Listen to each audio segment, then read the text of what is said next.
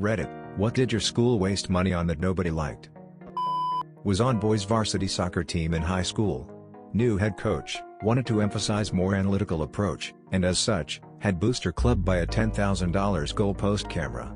None of the team liked the idea anyway, especially since the girls soccer team used their money for new jerseys and nicer balls, and they still made it farther in their playoffs than we did almost every year.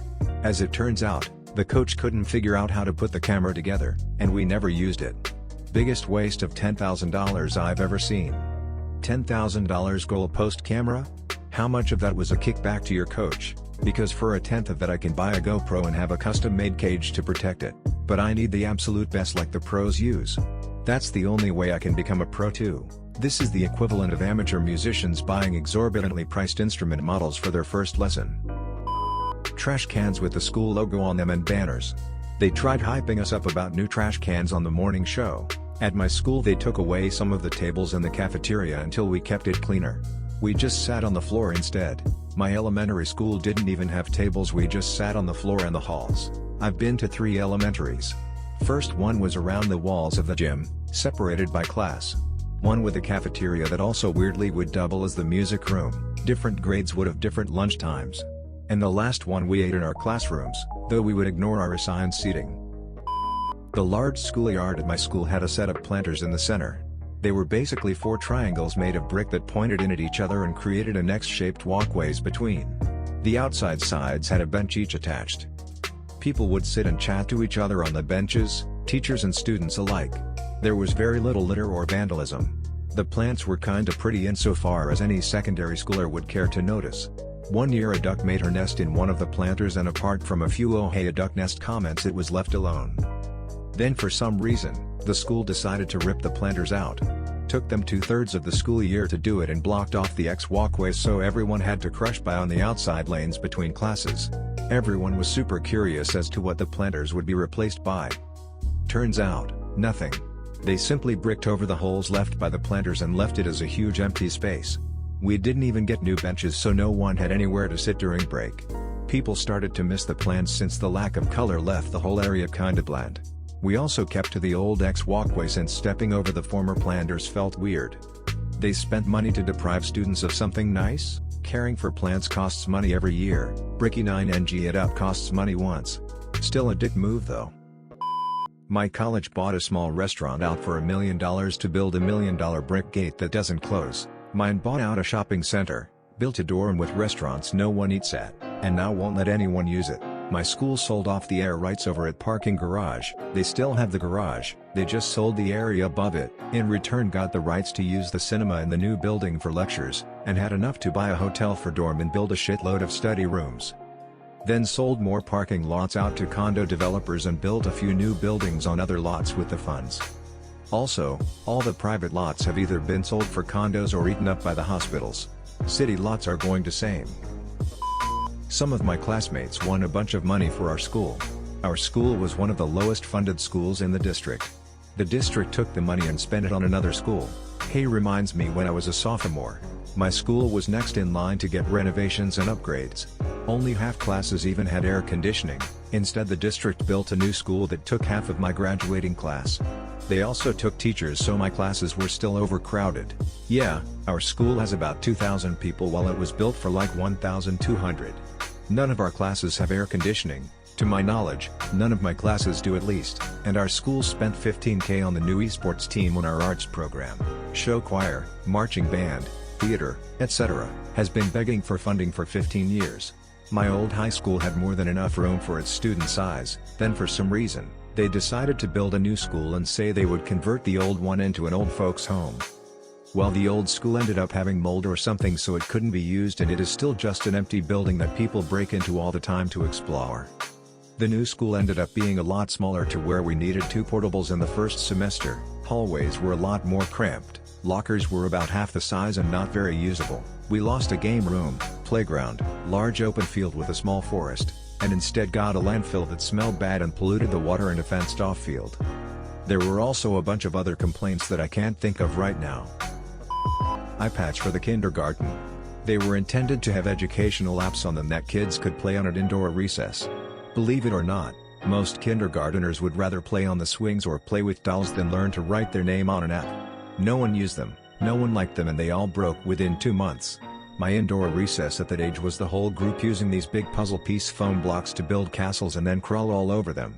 We would not have cared about the iPad either. My kindergarten, we were on a mission to dig to the bottom of the sandbox. Edit, we took turns and songs. My school got rid of the sandbox after a kid found cat shit and tried to eat it.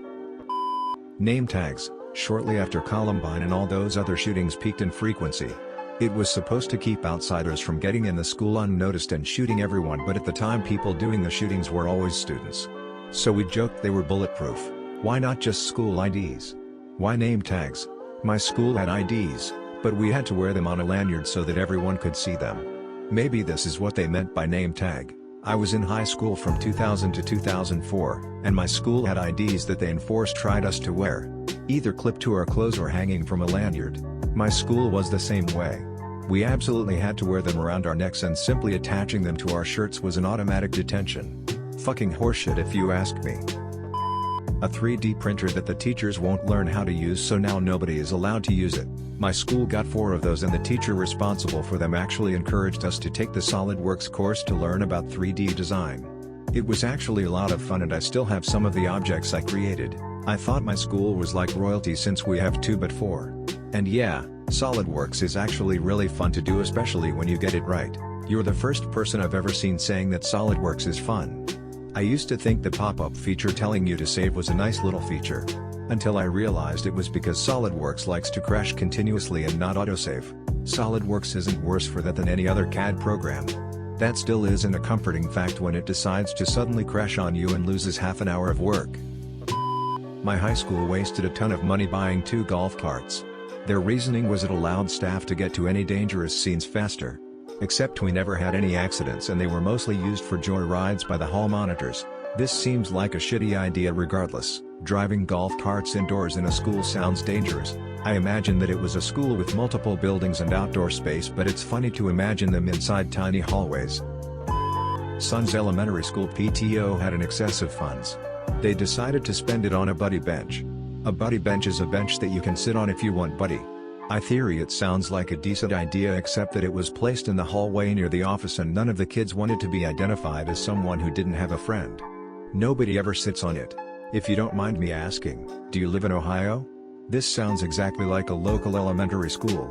Yeah, sound like New Albany, Ohio. There's like 3 of them. Such a waste. I'm from a different part of Ohio, and we had the same thing at my elementary school, and served the same purpose. The purpose being essentially nothing. Would be more effective if it was for kids willing to be a buddy. So by sitting there you mark yourself as a hero instead of a loser, then lonely kids can chat you up because they know you're willing to be a buddy because they saw you on the buddy bench. Conclusion: good idea, terrible execution. I'm a teacher. My first year, the school leader bought a ping pong table for the lounge in an attempt to make school more fun and relaxing. It simply became a surface to put copies on. And yet they don't give you nearly enough pay, supplies, resources or support.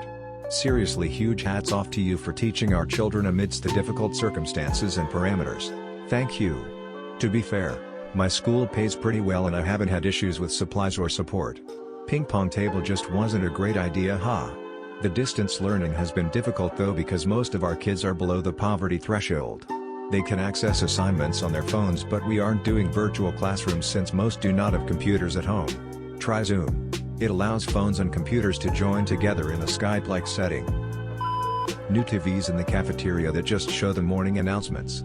Edit. They already send out emails that have the morning announcements in them.